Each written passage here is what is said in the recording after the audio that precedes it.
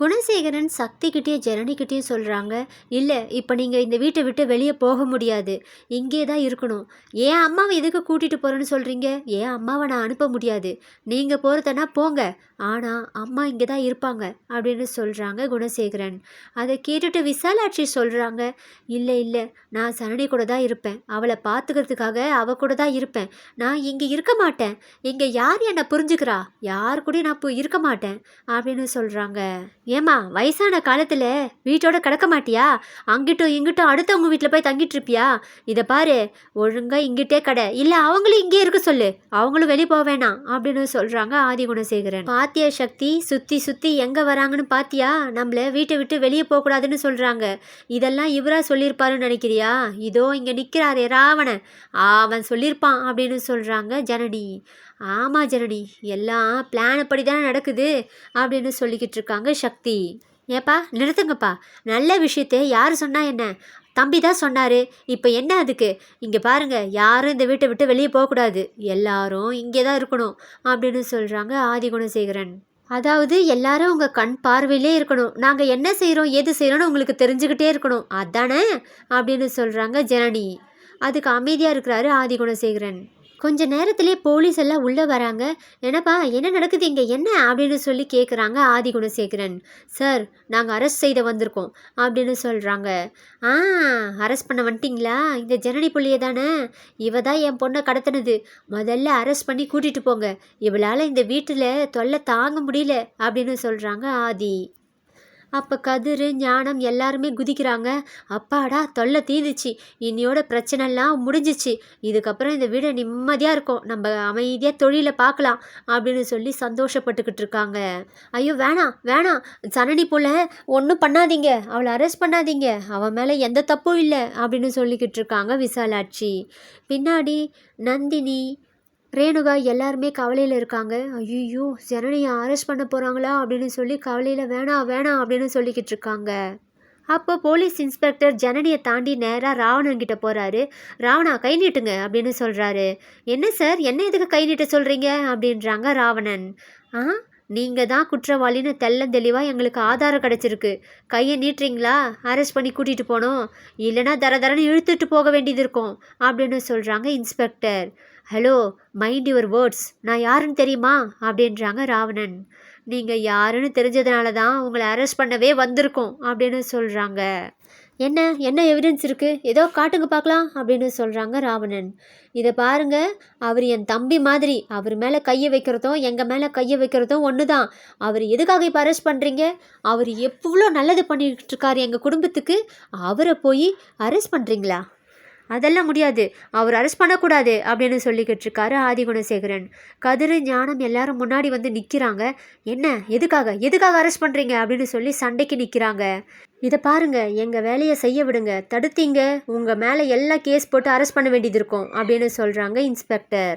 என்னங்க ஆதாரம், என்ன ஆதாரம், அதை காட்டிட்டு தான் அரெஸ்ட் பண்ணி கூட்டிகிட்டு போங்களேன் அப்படின்னு சொல்கிறாங்க நந்தினி. அதை நான் காட்டுறேன் சித்தி அப்படின்னு சொல்லிட்டு வராங்க தர்ஷினி. என்னது இது தர்ஷினி, என்ன ஆதாரம் காட்ட போகிறா அப்படின்னு சொல்லி எல்லாரும் முழிச்சிட்ருக்காங்க. அப்போ தர்ஷினி ஒரு ஃபோனில் ஒரு வீடியோவை காட்டுறாங்க. அந்த வீடியோவை பார்த்துட்டு எல்லாருமே ஷாக் ஆகி நிற்கிறாங்க.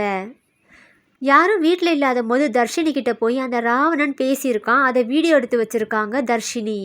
என்ன தர்ஷினி, நான் சொல்கிறத கேட்டு ஒழுங்காக நடக்கிற போல இருக்குது? அப்படி தான் குட் கேர்ளாக இருக்கணும், அப்போ தான் உன் ஜனனி சித்தியையும் அவள் வயிற்றில் வளர்கிற குழந்தையும் நான் விட்டு வைப்பேன்.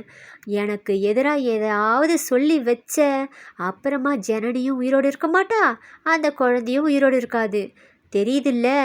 இப்போ எப்படி அமைதியாக இருக்கியோ, அவன் மேலே எப்படி பழிய போடுறியோ அதை தொடர்ந்து பண்ணிக்கிட்டே இருக்கணும். கோர்ட்டில் போய் சொன்னாலும் அவளுக்கு எதிராக தான் நீ சொல்லணும். அதை விட்டுட்டு இந்த ராவணன் தான் கடத்தினான்னு உண்மையை மட்டும் சொன்னேன், அந்த நிமிஷமே உன் ஜனனி சித்தி க்ளோஸ் அப்படின்னு சொல்லி மிரட்டியிருப்பான். அதை தர்ஷினி வீடியோ எடுத்து வச்சுருப்பாங்க. இது எல்லாமே ஜனனியோட பிளானாக தான் இருக்கும். தர்ஷினி எப்போ அமைதியாக இருக்க ஆரம்பித்தாலோ அப்போவே ஜனனி தர்ஷினி மேலே ஒரு கண்ணு வச்சுக்கிட்டே இருப்பாங்க. அப்போ தர்ஷினியை பார்த்து தனியாக பேசியிருப்பாங்க. இதை பாரு, நீ எதை பார்த்து பயப்படாத. எனக்கு ஏதாவது ஆயிடும்னு பயப்படுறியா, இல்லை இந்த குடும்பத்தில் இருக்கிறவங்களுக்கு ஏதாவது ஆயிடும்னு பயப்படுறியா? அதிலிருந்து வெளியே வா. நீ எவ்வளோ போல்டான பொண்ணு. வெளியே வா, வெளியே வா. உனக்கான ஆதாரத்தை நீ தான் கலெக்ட் பண்ணணும். அது உன்னால் முடியும், உன்னால் முடியும் அப்படின்னு சொல்லி தர்ஷினியை போல்டு படுத்தியிருப்பாங்க. அதனால தான் தர்ஷினி தனியாக ராவணன் வந்து பேசும்போது வீடியோ ரெக்கார்ட் பண்ணியிருப்பாங்க. அதை கரெக்டான நேரத்தில் போலீஸ்கிட்ட கொடுத்து ஜனனையும் தர்ஷினியும் கரெக்டாக வர வச்சுருப்பாங்க. இந்த வீடியோ பார்த்து முடித்த உடனே ஜனனையும் தர்ஷினியும் 2 பேரும் தம்ஸ்அப் காட்டிக்கிறாங்க. வெரி குட் சித்தி, நம்ம 2 பேரும் ஜெயிச்சிட்டோம் அப்படின்னு சொல்லி 2 பேரும் முட்டிக்கிறாங்க. அதை பார்த்து பின்னாடி இருக்கிற நந்தினி, ரேணுகா, ஈஸ்வரிக்கு ஒன்றுமே புரியல. என்ன இவ்வளோ நாளாக இந்த தர்ஷினி அந்த ஜனனிய தப்பானவ அப்படின்னு சொல்லி நம்மளெல்லாம் ஏமாத்திட்டாளா? எல்லாத்துக்கும் காரணம் இந்த ராவணனா? சி, உனக்கெல்லாம் புத்தி இருக்கா அப்படின்னு சொல்லி ராவணனை கழுவி கழுவி ஊற்றுறாங்க. இது போதுமா? இந்த ஆதாரம் போதுமா? இன்னும் கொஞ்சம் வேணுமா அப்படின்னு சொல்லி தர்ஷினி பாட்டு பாடிக்கிட்டு இருக்காங்க. இது தாங்க ஆதாரம். இந்த ஆதாரம் தான் எங்களுக்கு காலையில் கிடைச்சது. அதனால தான் ராவணனை அரெஸ்ட் பண்ண வந்திருக்கோம் அப்படின்னு சொல்கிறாங்க இன்ஸ்பெக்டர். ஏ ஜனனி, உன்னை விட மாட்டோண்டி அப்படின்னு சொல்லிட்டு கத்திக்கிட்டு இருக்கான் ராவணன். டேய் போடா, உன்னால் முடிஞ்சதை பார்த்துக்கோ. இந்த சின்ன பொண்ணை எவ்வளோ நாளைக்கு உன் கண்ட்ரோலில் வச்சிருக்கலாம் நீ நினச்சிட்டு இருந்த? அவள் ரொம்ப தைரியமான பொண்ணு, என்னை விட ரொம்ப தைரியமான பொண்ணு. அவள் மட்டும் தைரியத்தை தூண்டி விட்டா அவள் எல்லா உண்மையை சொல்லிடுவான்னு எனக்கு நல்லாவே தெரியும். அதனால தான்டா சரியான சந்தர்ப்பம் பார்த்து உன்னை அடிக்கிறதுக்காக காத்துக்கிட்டு இருந்தேன். காலையிலே தர்ஷினி இந்த வீடியோ ஆதாரத்தை என்கிட்ட கொடுத்துட்டா. ஆனால் நான் போலீஸ்கிட்ட கொடுக்கறதுக்கு இவ்வளோ நேரம் ஆச்சு. ஏன் தெரியுமா? இந்த பூஜை முடியட்டும், நல்லபடியாக முடியட்டும். அப்புறமா இவங்க தொழில் தொடங்குறதுல எந்த பிரச்சனையும் வந்துடக்கூடாது. நீ இல்லைனா கூட இவங்க தொழில் இவங்க காலில் சொந்தமாக நிற்கணும். பூஜை போடுறதுக்கு முன்னாடியே இந்த மாதிரி கலேபரம் ஏதாவது நடந்துச்சுன்னா அது ஒரு தடங்களாக எடுத்துக்குவாங்க. அப்புறம் தொழில் தொடங்குற எண்ணத்தையே விட்டுருவாங்க. இப்போ பூஜை போட்டாங்கல்ல, இப்போ நல்லபடியாக தொழில் தொடங்கி அவங்க வாழ்க்கையை அவங்க பார்த்துக்குவாங்க. நீ போடா, நீ போய் உன் வாழ்க்கையை ஜெயிலில் பார்த்துக்கப்போ அப்படின்னு சொல்கிறாங்க ஜனனி. இதையெல்லாம் பார்த்துட்டு இருந்த ஆதி குணசேகரனுக்கும் கதிர்க்கு ஞானத்துக்கெல்லாம் ஆடலை. என்ன நடக்குது இங்கே, என்னதான் நடக்குது? அப்போது இத்தனை நாளாக நல்லவன் நினச்சிட்டு இருந்த ராவணன் ரொம்ப கெட்டவனா அப்படின்னு சொல்லி ஷாக் ஆகி பார்த்துக்கிட்டு இருக்காங்க. டேய், உன்னை நம்பி எவ்வளோ வேலையை செஞ்சு வச்சுருக்கோம். ஏண்டா உன்னை நம்பி லட்சமாக போட்டு வச்சுருக்கமேடா. ஏண்டா எங்களை பழி வாங்குறதுக்காக இப்படி பண்ண? எங்கள் வீட்டு பொண்ணையை கடத்திட்டு எங்ககிட்டயே நல்லவன் வேஷம் போட்டியா? உன்னை விட மாட்டேன்டா அப்படின்னு சொல்லி கதிர் பாஞ்சிக்கிட்டு ஓடுறாரு. சார், ஹலோ சார், நாங்கள் தான் அரெஸ்ட் பண்ணி கூட்டிகிட்டு போகிறோம்ல, எல்லாத்தையும் நாங்கள் பார்த்துக்குறோம். தப்பு செஞ்சவங்கள தண்டிக்கிறதுக்காக சட்டம் இருக்குது. எல்லாரும் கையில் எடுத்து தண்டிக்கணும்னு நினைக்காதீங்க. போங்க, போய் வேலையை பாருங்கள் அப்படின்னு சொல்கிறாரு இன்ஸ்பெக்டர். அப்போது எங்கள் தொழில் அவ்வளோதானா, அம்புட்டு தானா அப்படின்னு சொல்லி கீழே தலை மேலே கையை வச்சுட்டு உக்காராரு ஞானம். இப்போ எதுக்கு கவலைப்படுறீங்க? அவங்க இல்லைனா என்ன, உங்களால் தொழில் செய்ய முடியாதா? உங்களுக்கு எதுவும் விவரம் தெரியாதா? இதை பாருங்கள், உங்கள் கையில் இருக்குது உங்கள் வியாபாரம். அதை விட்டுட்டு அடுத்தவங்க கிட்டேயே அண்டி பொழைக்கணும்னு நினைக்காதீங்க அப்படின்னு சொல்கிறாங்க நந்தினி. இத்தனை நாள் உங்கள் அண்ணன் பேச்சை கேட்டு அவங்க ஏவரத்தெல்லாம் செஞ்சுக்கிட்டு இருந்தீங்க. இப்போது இந்த ராவணன் பேச்சை கேட்டு ஆடலான்னு முடிவு பண்ணி இந்த தொழில் தொடங்குறீங்களா? இதை பாருங்கள், உங்களுக்கு சுயமாக முடிவெடுத்து உங்களுக்கு என்ன பண்ணணும்னு தோணுதோ அதை பண்ணுங்க. அந்த தொழிலில் வர காசு தான் எங்களுக்கு சந்தோஷம். அதை விட்டுட்டு அந்த ராவணை கூட சேர்ந்துக்கிட்டு நீங்கள் எவ்வளோ கோடி கோடியாக எடுத்துகிட்டு வந்தாலும் எங்களுக்கு சந்தோஷம் கிடையாது. ஏன்னா இதுக்கு பின்னாடி இருக்கிறவன் அந்த ராவணன். அவனுக்கு தான் பேர் புகழ் எல்லாம் போய் சேரும். அதனால் உங்கள் தொழிலை நீங்களே பார்த்துக்கோங்க அப்படின்னு சொல்கிறாங்க நந்தினி.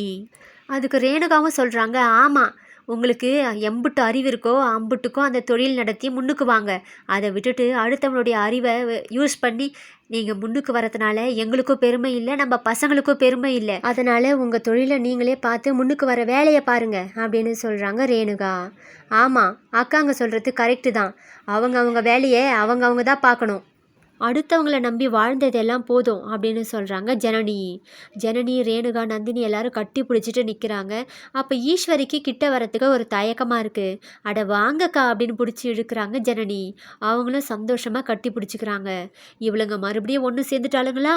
இவளுங்களை இதுக்கப்புறம் என்ன சொல்லி பிரிக்கிறதுன்னு தெரியலையே அப்படின்னு சொல்லி கதிரும் ஞானமும் ரொம்ப கவலையாக இருக்காங்க.